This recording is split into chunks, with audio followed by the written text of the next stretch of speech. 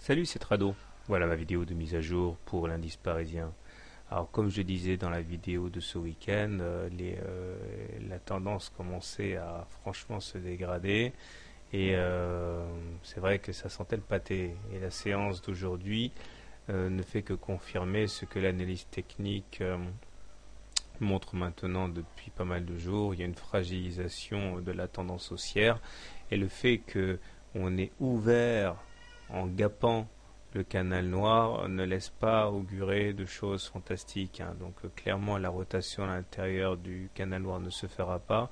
On l'a cassé à la baisse, on a rebondi une fois, hein, c'était le 12 mai, mais après des velléités de reprise, finalement les intervenants en ont décidé autrement.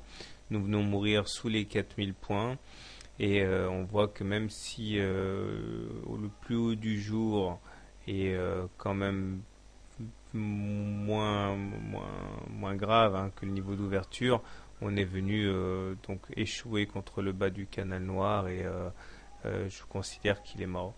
Les indicateurs techniques sont dégradés, ou du moins se dégradent, avec un MACD qui continue sa transhumance vers le sud, au même titre que le stochastique. Tous deux sont sous leur signal et le momentum plonge en territoire négatif.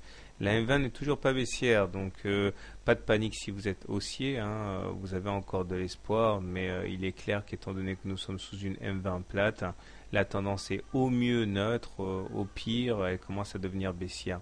Si la M20 devient décroissante demain, elle risque de jouer comme une résistance à la hausse, et là, il va falloir faire très très gaffe si vous êtes haussier.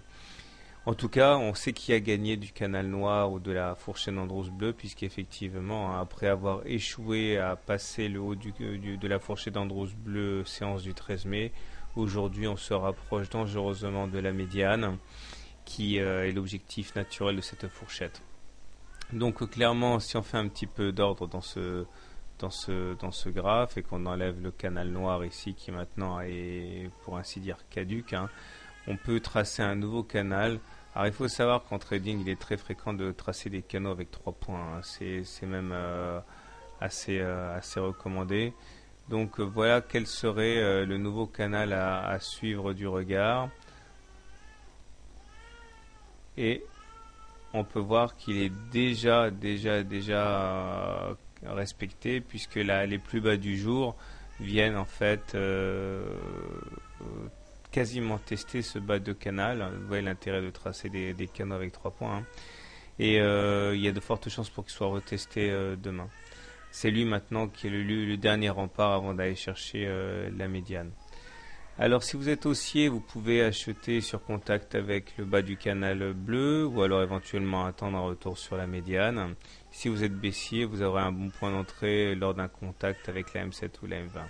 Quant à moi, je conserve un billet relativement neutre, mais la tendance baissière commence à se dessiner avec quand même pas mal de... Enfin bon, ça commence à devenir évident, hein.